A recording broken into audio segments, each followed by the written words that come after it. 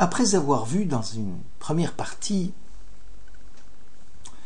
la théorie du Rambam, la doctrine du Rambam concernant l'État, ou ce qu'on appelle la structure étatique, nous allons voir maintenant la royauté dans la conception d'Abrabanel. Abrabanel a vécu donc en Espagne dans les années 1492. Il a subi même l'expulsion des Juifs d'Espagne, puisqu'il était le trésorier de Ferdinand d'Aragon et d'Isabelle la catholique. Il a écrit un grand commentaire sur la Torah, et c'est dans ce commentaire de la Torah, dans le Pérouche à la Torah, notamment dans la paracha de Shoftim, dans le Deutéronome, où on parle « Som tasim alech hamelech » tu dois nommer un roi, et dans son commentaire surtout sur la nomination, la désignation et l'onction du roi David par le prophète Samuel, où Abrabanel va exposer sa théorie du roi. Il écrit Metziut hamelech ba'am eno echrechi ki im mazik vesakana rabba. Il dit que l'existence ou la nomination d'un roi dans le peuple d'Israël n'est pas obligatoire et constitue a même un effet nocif. Pourquoi ? Parce que, dit-il, quel est le rôle du roi ? C'est d'unifier le peuple. Il y a, dit-il, lui qui a vécu dans la République de Florence après l'expulsion d'Espagne et dans la République vénitienne, a vu comment ces républiques étaient régies. Pour lui, il y a plusieurs dirigeants, plusieurs leaders qui peuvent se rassembler et se mettre d'accord pour la conduite des affaires. Et puis, dit-il, l'avantage avec ce conseil des sages du peuple, c'est qu'ils sont nommés pour une durée déterminée. Et après, ils peuvent partir.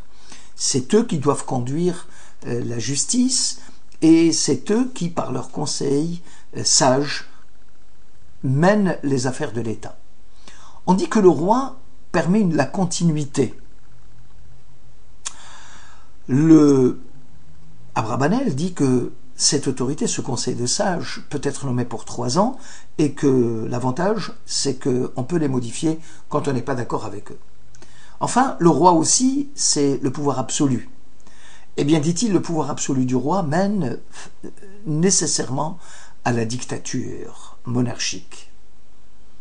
Il y a plus de danger à avoir les pouvoirs entre les mains d'un homme que plutôt que de donner ce pouvoir entre les mains d'un conseil. Parce que ce conseil doit rendre des comptes au peuple alors que le roi ne rend aucun compte à personne. En Israël, si ça ce sont les idées générales concernant les rois, Achdut ha'am, Hatmada, Haicholet hamuchlat, alors pour Israël, dit-il, toutes ces notions qui font que les rois peuvent être importants chez les autres, et il vient de démontrer, et il réfute l'idée que la monarchie soit le meilleur des systèmes. En Israël, en particulier, dit-il, le roi n'est pas nécessaire, il est même nocif. Pourquoi ? Parce que conduire les affaires, conduire la guerre, Dieu, c'est lui qui sauve Israël, Hachem Ish Milchama. Donc c'est Dieu qui combat pour Israël. Deuxièmement, les lois, la possibilité de rédiger des lois, de faire des lois. Nous n'avons pas besoin, Torah Tzivalanu Moshe Morasha, Moshe nous a déjà donné les lois. Vois, je mets devant vous aujourd'hui ces lois. Eh bien, on n'a pas besoin d'une législation autre. La sanction, le roi est en même temps l'exécutif, et c'est celui qui sanctionne, on n'a pas besoin, puisque le Beth Din Hagadol et le Sanhedrin, c'est-à-dire cette assemblée de 71 sages, peut le faire à la place du roi. Donc, d'une façon claire, Abravanel est contre la royauté, elle n'est pas, dit-il, indispensable en Israël. Pour Abravanel, si l'on opte pour le royaume de Dieu, alors les compromis avec les gouvernements terrestres ne sont plus de mise. Toute forme de gouvernement humain devient pour lui nulle et non avenue. La royauté, dit-il, ou plutôt la croyance en Israël n'a que faire en politique. Pourtant, Abravanel, lui, a pratiqué concrètement l'art de gouverner. Son expérience politique l'a-t-elle déçu à ce point qu'il préfère rejeter tout gouvernement humain en bloc? Pour Abravanel, les Juifs n'ont pas droit à une existence politique autonome, car ils forment un peuple à part, dont la vocation représente l'expiation de leurs péchés. Pour Abravanel, la rédemption des Juifs relèverait plus du surnaturel, contrairement à Maïmonide qui parlait du cours naturel des choses.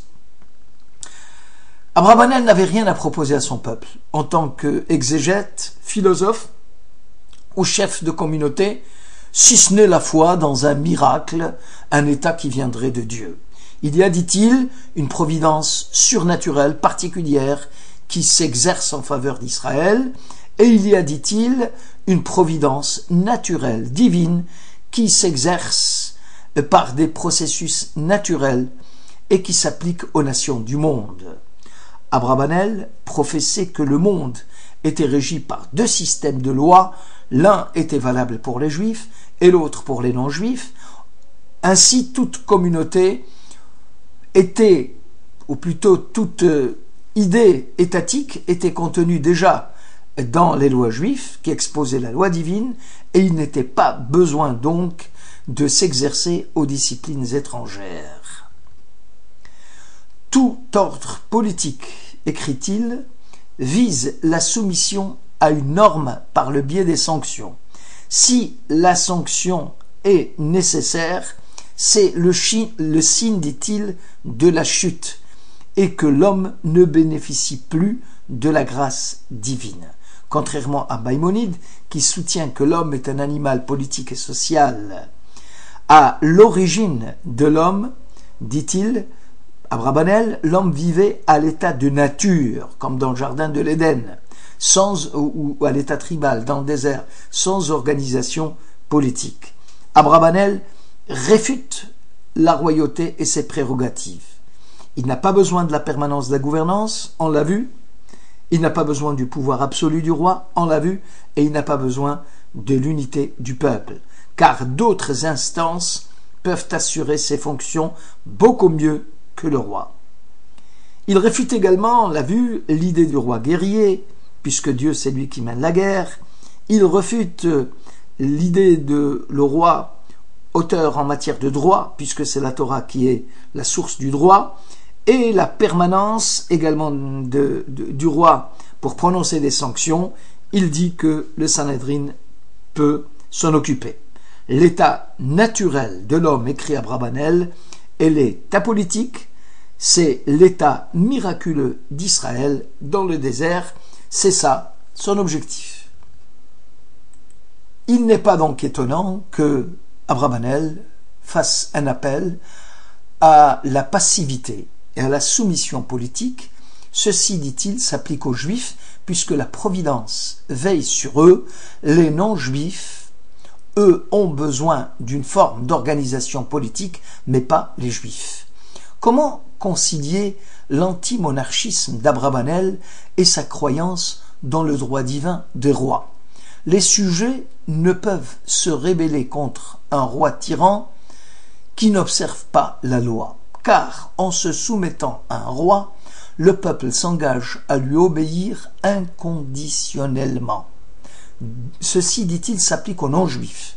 Le roi occupe dans le pays la place que Dieu occupe dans le monde, s'applique aussi aux non-juifs, et que Dieu désigne le roi, et ceci s'applique à Israël, et Israël ne peut en aucune façon destituer le roi.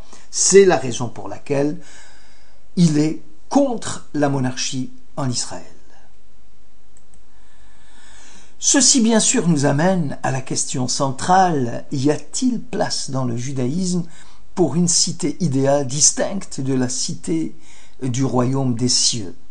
Historiquement, le royaume de David fut considéré comme le royaume de Dieu par les prophètes et par l'ensemble du peuple. Y a-t-il place alors pour un État dans un monde façonné par les impératifs de la loi religieuse? Le terme halachique qui exprime l'idée du système politique dans les écrits talmudiques est Malchut, Malchuyot, puisque la royauté fut le seul système politique que connurent les Hébreux comme nation indépendante et autour duquel vont se cristalliser leur nostalgie et leur espoir. Rappelons que les règles de la Mishnah concernant l'État, Malchut, ont été édictées à une époque où la royauté appartenait à Rome et où la halakha se bornait à déterminer les lois du permis et de l'interdit. Le Sanhédrin était l'autorité suprême et le grand prêtre comme le roi lui était soumis. Le primat de l'autorité halachique sur le politique. Les rois d'Israël ne peuvent siéger comme juges et on ne peut les assigner en justice. Écrit la halakha, c'est une concession au pouvoir royal des rois d'Israël qui ne se soumettaient pas à l'autorité du Sanhédrin. Le roi ne peut déclarer la guerre sans recevoir l'aval du Sanhédrin. Donc ici, on voit bien le primat du religieux sur le politique. C'est à cette époque-là que l'on va énoncer le principe des 3D, c'est-à-dire Dina de Malchuta Dina, où la halakha va dire que la loi du royaume est la loi, c'est-à-dire l'obéissance à l'autorité non juive est légitimée et va laisser ouverte la question de la légitimité d'un éventuel État juif. Abrabanel ira jusqu'à dire qu'aucun État juif n'est légitime, et donc ne pas s'étonner de l'absence d'articles conceptuels, d'outils conceptuels pour appréhender l'État juif. Pis encore, l'hostilité de la halakha à tout État juif. Le principe des 3D, Dina de Malchuta Dina, ne s'applique pas lorsque la loi non juive est en contradiction avec les préceptes de la Torah. Le principe des 3D ne s'applique pas non plus à la sphère du privé entre juifs, ni aux relations internes à la communauté juive. Il s'applique si un juif a affaire à un non-juif, ou s'il s'agit du pénal, ou des affaires dites criminelles. En conclusion, les problèmes relatifs à la question de l'État n'ont jamais été tranchés de manière définitive. Que cette question resta en suspens durant des siècles de sujétion à des États non juifs était relativement sans conséquence. Parce que les lois de la Torah avaient force de loi. Mais depuis la création de l'État d'Israël, cette question a acquis une certaine urgence. Quels sont les enseignements que l'on peut tirer de la halakha, puisqu'elle n'a pas statué, sur un État juif moderne? Le débat soulève des problèmes concrets. La halakha serait-elle compatible avec un État libéral et démocratique, où l'institutionnalisation du politique trouve sa réalisation parfaite? Les lois d'Israël doivent-elles être conformes aux exigences de la Torah ou aux exigences démocratiques? Sinon, l'État juif est-il légitime ou illégitime et doit donc être accepté ou rejeté? Voilà des questions qui ne manqueront pas d'alimenter, dans une troisième partie, la position des maîtres contemporains comme le Rav Hirsch ou le Rav Kook.